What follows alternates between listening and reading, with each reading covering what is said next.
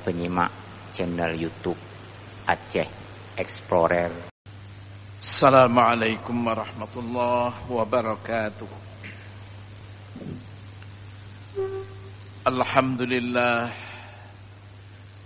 nahmaduhu wa nasta'inuhu wa nastaghfiruh wa na'udzu billahi min shururi anfusina wa min sayyiati a'malina. Man yahdihillahu fala mudilla lahu wa man yudlil fala hadiya lahu. Asyhadu an la ilaha illallah wahdahu la syarika lah wa asyhadu anna Muhammadan abduhu wa rasuluh. Allahumma salli wa sallim ala Muhammad wa ala alihi wa sahbihi ajma'in. Amma ba'd. Bapak-bapak, ibu-ibu sidang jamaah salat subuh kaum muslimin dan para pendengar yang dimuliakan Allah, marilah tidak ada henti-hentinya kita memanjatkan puji syukur kehadirat Allah Subhanahu wa ta'ala atas limpahan rahmat, karunia dan hidayahnya, sehingga sampai pagi hari ini kita masih diberi kekuatan dan kesehatan oleh Allah, sehingga kita dapat melaksanakan ibadah. Dengan iringan doa, mudah-mudahan ibadah kita diterima oleh Allah Subhanahu wa ta'ala dan dicatat merupakan amal yang saleh insyaallah. Pada pertemuan Sabtu yang lalu kita berbicara bahwa seorang pendidik atau orang tua hendaknya memberikan pendidikan setelah anaknya itu dewasa, yaitu pendidikan tentang perkawinan dan hubungan seksual. Kita menyadari bahwa Allah Subhanahu wa ta'ala menciptakan manusia ini mempunyai fitrah dan mempunyai hawa nafsu untuk berhubungan seksual. Lembaga perkawinan itulah salah satunya untuk menyalurkan fitrah dan kemauan atau syahwat seseorang dengan cara yang halal. Hal ini sudah dijelaskan kemarin tentang pandangan Islam tentang masalah seksual. Hal ini sudah dijelaskan kemarin dengan beberapa ayat-ayat Al-Quran dan sunnah Rasulullah SAW. Bahkan di dalam Islam, bapak-bapak, ibu-ibu, dilarang seseorang itu tidak nikah atau ruhbaniyah. Kemudian yang kedua, Islam memandang bahwa pemenuhan syahwat dan naluri setelah halal merupakan salah satu amal saleh. Melakukan hubungan seksual dengan cara yang halal dianggap di dalam Islam merupakan amal yang saleh. Hal ini sudah dijelaskan dalam pertemuan Sabtu kemarin. Kami bacakan review lagi tentang hadis Rasulullah sallallahu alaihi wasallam di mana beberapa orang sahabat datang kepada Rasulullah sallallahu alaihi wasallam. Ya Rasulullah, dhahaba ahlud duthur bil ujur, yusalluna kama nusalli, wa yasumuna kama nasum, wa yatasaddaquna bifuduli amwalihim. Kata para sahabat, ya Rasulullah, orang-orang yang kaya itu mendapatkan pahala yang besar. Mereka salat, kami juga salat. Mereka berpuasa, kami juga berpuasa. Namun mereka ya Rasulullah yatasaddaquna bifuduli amwalihim. Mereka itu sedekah dengan kelebihan harta mereka. Qala alaihi salatu wassalam. Lantas Rasulullah sallallahu alaihi wasallam mengatakan kepada mereka, awalaysallahu qad ja'ala lakum ma tasaddaqun. Bukankah Allah Subhanahu wa ta'ala telah menjadikan untukmu apa yang bisa kamu sedekahkan? Kemudian Rasulullah mengatakan, inna bikulli tasbihatin shadaqah. Sesungguhnya setiap membaca tasbih subhanallah, subhanallah, itu sedekah. Wa kulli tahmidatin sadaqah. Setiap membaca alhamdulillah, alhamdulillah, alhamdulillah, itu sedekah. Wa kulli tahlilatin sedekah. Setiap membaca la ilaha illallah, la ilaha illallah, itu sedekah. Wa amrun bil ma'ruf wa nahyu 'anil munkar sedekah. Perintah yang ma'ruf, kebaikan, dan mencegah kemungkaran, itu sedekah. Rasulullah selanjutnya mengatakan, wa fi bid'i ahadikum sadaqah.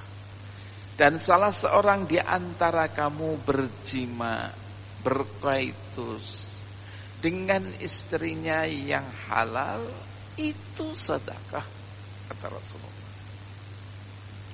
Kalau lantas mereka mengatakan kepada Rasulullah sallallahu alaihi wasallam, ya Rasulullah, ayati ahaduna syahwatahu wa yakun lahu fiha ajr. Ya Rasulullah, katanya, apabila salah seorang di antara kami melampiaskan syahwatnya dengan cara yang halal, apa akan mendapatkan pahala ya Rasulullah? Qala alaihi salatu wassalam. Kemudian Rasulullah sallallahu alaihi wasallam menjawab, ara'aitum law wada'aha fi haram akana alaihi wizr. Bagaimana pendapatmu kalau dilampiaskan nafsu syahwatmu di jalan yang haram, bukankah itu merupakan perbuatan dosa? Qalu, lantas para sahabat menjawab, bala ya Rasulullah, iya ya Rasulullah. Qal fakadzalika idza wada'aha fi halal kana lahu fiha ajrun. Begitu juga ketika kamu melampiaskan syahwatmu dengan pasanganmu yang halal, maka akan mendapatkan pahala di dalamnya. Rawahu Muslim, hadis diriwayatkan oleh Imam Muslim. Dalam hal ini, untuk yang ketiga yang perlu mendapatkan perhatian bagi para pendidik dan orang tua adalah kata-kata wa fi bid'i ahadikum sadaqah. Setiap salah seorang di antara kamu melampiaskan syahwatnya di jalan yang halal, maka itu sedekah. Tapi hadis itu perlu diketahui, janganlah dijadikan alasan kecenderungan yang besar untuk memenuhi syahwat dan menggauli istrinya sehingga mengakibatkan malas menjalankan tugas dakwah dan jihad fi sabilillah. Boleh nikah, oke, melampiaskan syahwatnya, tapi jangan sampai melampiaskan syahwatnya melupakan dakwah, melupakan perjuangan di jalan Allah Subhanahu wa taala. Ada beberapa contoh sahabat Rasulullah sallallahu alaihi wasallam dalam hal ini. Hanzalah ibnu Abi Amir nikah dengan Jamilah binti Ubay pada malam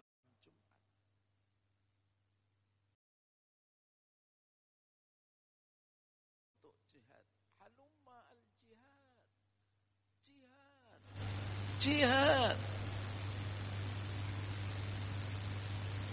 Kemudian dia menyarungkan pedangnya dengan gagah berani masuk ke dalam peperangan.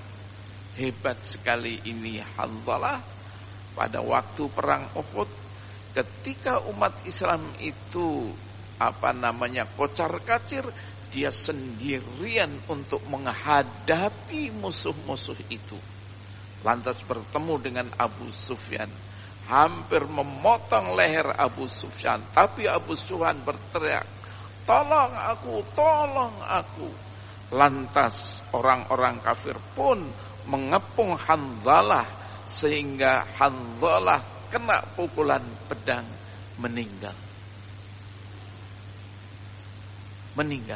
Padahal baru nikah. Malamnya baru nikah. Kemudian apa? Rasulullah sallallahu alaihi wasallam mendapatkan wahyu menceritakan apa yang terjadi dengan Hanzalah. Rasulullah sallallahu alaihi wasallam bersabda, "Inni ra'aitul malaikata taghsilu Hanzalah bainas samai wal ard bima'il mizk." Aku, kata Rasulullah, melihat malaikat memandikan Hanzalah antara langit dan dunia bima'il mizk, dengan air awan. Aku melihat, kata Rasulullah, fi sihaf al-fiddah, yaitu dengan piring yang besar, bejana yang besar. Aku melihat, kata Rasulullah, Hanzalah dimandikan oleh malaikat antara langit dan dunia ini bima'il mizk, yaitu dengan air awan di dalam bejana yang lebar. Aku melihat dia, kata Rasulullah sallallahu alaihi wasallam. Kemudian orang-orang pun melihat di kepalanya mengalir air. Air mengalir. Terus ditanya kepada istrinya, "Iya, suamiku tadi malam setelah nikah berhubungan dengan aku. Belum sempat dia mandi junub, lantas terdengar pekikan untuk jihad. Dia pergi perang Uhud sampai meninggal sedangkan dia belum mandi. Kepalanya terlihat mencucurkan air disiram oleh malaikat." Hanzalah walaupun baru nikah tidak meninggalkan jihad, tidak meninggalkan dakwah, tidak meninggalkan perjuangan. Lagi seorang sahabat, Abdullah ibnu Abu Bakar radhiyallahu an, nikah dengan Atikah binti Zaid.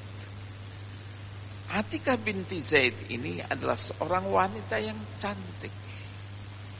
Dia berakhlak mulia sehingga membuatnya Abdullah bin Abu Bakar radhiyallahu an, dia lalai dengan perjuangan.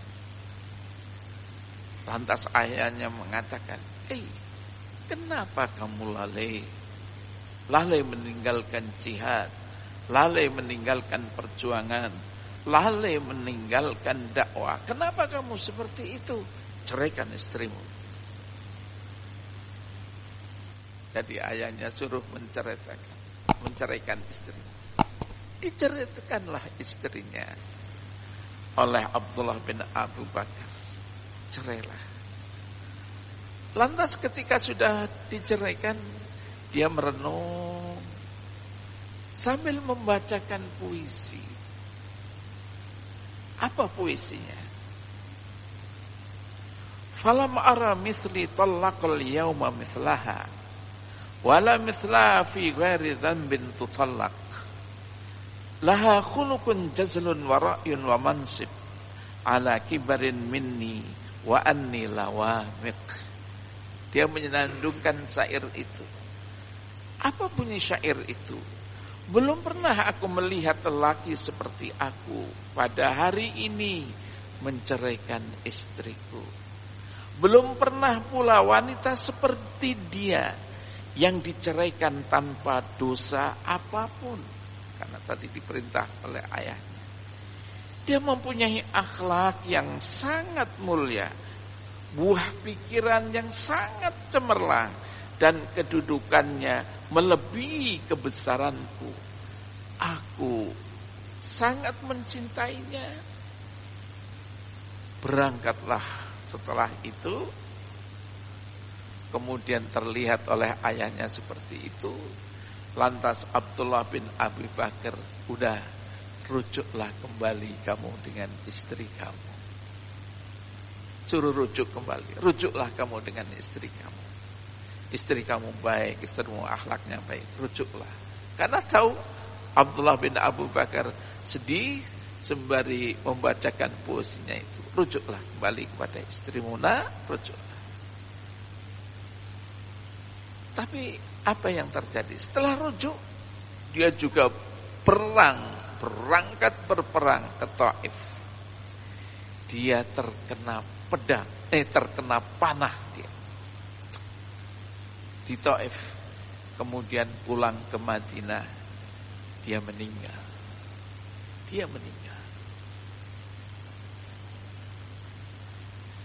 Lagi Abu Khaisamah kembali ke tengah-tengah keluarga pada hari yang panas. Setelah berjalan bersama Rasulullah sallallahu alaihi wasallam, ia mendapatkan kedua istrinya di dalam kemah di kebunnya, menyediakan air dingin dan menyediakan makanan-makanan yang enak. Ketika ia masuk, berhenti dia dan berdiri di muka pintu kemahnya. Ia berkata, Rasulullah sallallahu alaihi wasallam berada di bawah matahari. Beliau kepanasan, sedangkan aku Khaisamah berada di dalam kesejukan, menghadapi makanan yang tersedia dan seorang istri yang cantik. Ini tidak adil, kata Khaisamah. Ini tidak adil, kata Abu Khaisamah. Lalu katanya, demi Allah, kata Khaisamah, aku tidak akan memasuki kemah walaupun sudah disediakan makanan yang baik oleh istrinya, minuman yang dingin. Aku tidak akan masuk kemah sebelum aku bertemu dengan Rasulullah sallallahu alaihi wasallam dan menyediakan bekal untuk Rasulullah sallallahu alaihi wasallam. Kemudian dia mengambil ontanya, menaikinya, lalu keluar mencari Rasulullah sallallahu alaihi wasallam sampai dia mendapatkan Rasulullah sallallahu alaihi wasallam ketika turun di Tabuk. Dapati Rasulullah sallallahu alaihi wasallam. Ini apa artinya? Artinya bahwa cinta yang paling besar adalah cinta kepada Allah Subhanahu wa taala. Cinta kepada Rasulullah sallallahu alaihi wasallam. Cinta kepada perjuangan jihad fi sabilillah. Cinta dalam dakwah. Tidak boleh cintanya kepada yang lain-lain, kepada anaknya, kepada istrinya, kepada keluarganya, melebihi dari cintanya kepada Allah, melebihi dari cintanya kepada Rasulullah sallallahu alaihi wasallam, melebihi dari cintanya kepada jihad fi sabilillah, berjuangan di jalan Allah. Tidak boleh. Apabila seseorang itu cintanya kepada yang lain selain Allah, selain Rasulnya, selain jihad fi sabilillah, maka cintanya jatuh kepada cinta, yaitu cinta al-adna, cinta yang paling rendah. Berapa banyak orang yang terjerumus karena cintanya kepada suaminya, kepada istrinya lebih besar daripada cintanya kepada Allah dan Rasulnya. Berapa banyak orang yang cinta kepada hartanya, kepada jabatannya, melebihi dari cintanya kepada Allah dan cintanya kepada Rasulnya, maka dia jatuh cintanya kepada cinta yang paling rendah. Itu bukan berarti lantas kita tidak boleh mencintai keluarga, tidak boleh mencintai ayah, istri dan anak-anak kita, harta kita. Tapi jangan sampai cintanya kepada mereka-mereka itu melebihi dari cintanya kepada Allah dan kepada Rasulnya.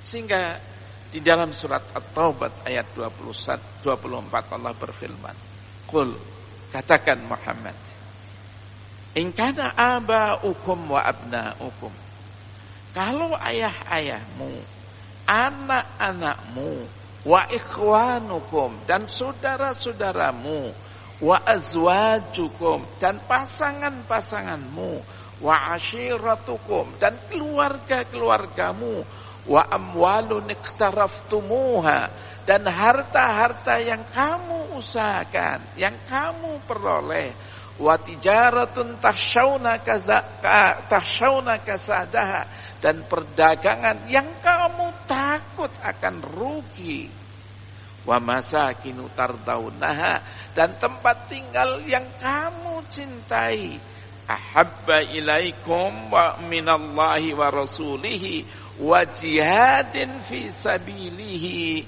fatarabbasu hatta ya'tiyallaha bi amri. Kalau mereka itu lebih kamu cintai dari Allah, lebih kamu cintai dari Rasulnya, lebih kamu cintai dari jihad, perjuangan di jalan Allah, Allah mengatakan fatarabbasu, tunggu sehingga Allah menurunkan kepadamu bencana. Wallahu la yahdil qaumal fasiqin. Allah tidak akan memberikan petunjuk kepada orang-orang yang fasik. Surat Taubat ayat 24. Bagaimana dengan peranan anak-anak wanita? Bagaimana peranan mereka? Peranan mereka juga sama di dalam hal ini. Mereka juga walaupun tidak diperintahkan untuk jihad, wanita-wanita dalam keadaan memaksa dan menuntutnya untuk itu, maka boleh wanita-wanita itu pergi untuk berjihad, untuk berperang. Wanita-wanita para sahabat dulu, mereka berjihad, membawa pedang, melawan musuh, ya, mengobati tentara yang luka, merawat orang-orang yang sakit, ya, memindahkan para pahlawan yang gugur, dan membuat makanan untuk tentara-tentara yang perang. Wanita ada di belakang barisan. Wanita-wanita. Beri contoh. Rabi' binti Muawid. Ia berkata, kata Rabi', kami pernah mengikuti perang bersama Rasulullah sallallahu alaihi wasallam. Kami merawat orang-orang yang luka, dirawatnya, dan kami merawat para pahlawan yang gugur di Madinah. Kami rawat. Kata Rabi' binti Muawid. Ummu Atiyah al-Ansari, dia berkata, aku berperang bersama Rasulullah sallallahu alaihi wasallam sebanyak 7 kali, kata Rabi'. Aku berada di barisan belakang. Aku membuat makanan untuk mereka, mengobati tentara yang luka, dan merawat orang-orang yang sakit. Aisyah radhiyallahu anha dan anak perempuan Rasulullah sallallahu alaihi wasallam menggendong kantong-kantong air, jalan ke kanan, ke kiri, ke muka, ke belakang, memberikan minum tentara-tentara yang sedang perang, memberikan. Jadi wanita juga telah berandil dalam mengikuti jihad, peperangan. Jadi energik. Sehingga di dalam sebuah ayat Al-Quran, surat At-Taubah ayat 71, Allah berfirman, wal mu'minuna wal mu'minat, orang mukmin laki-laki dan orang mukmin perempuan, ba'duhum awliya bu'ad, sebagian mereka adalah penolong sebagian yang lain. Dengan apa saling tolong menolongnya? Ya'muruna bil ma'ruf wa yanhauna 'anil munkar. Mereka memerintahkan yang ma'ruf dan mencegah kemungkaran. Saling tolong menolong dalam berdakwah. Wa yuqimuna shalah. Mereka menegakkan salat. Wa yu'tuna zakah. Mereka menunaikan zakat.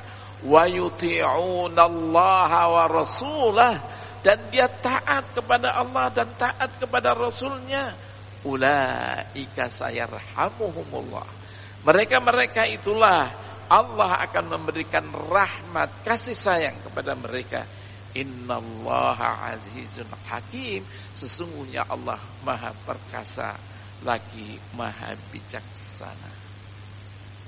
Bapak-bapak, ibu-ibu, anak-anak kita kalau sudah sampai umur dewasa, berikan penjelasan tentang pernikahan.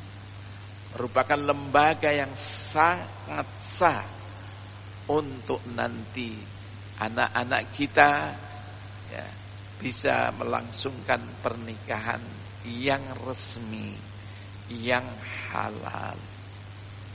Tentu ketika anak-anak kita sudah sampai mempunyai kemampuan.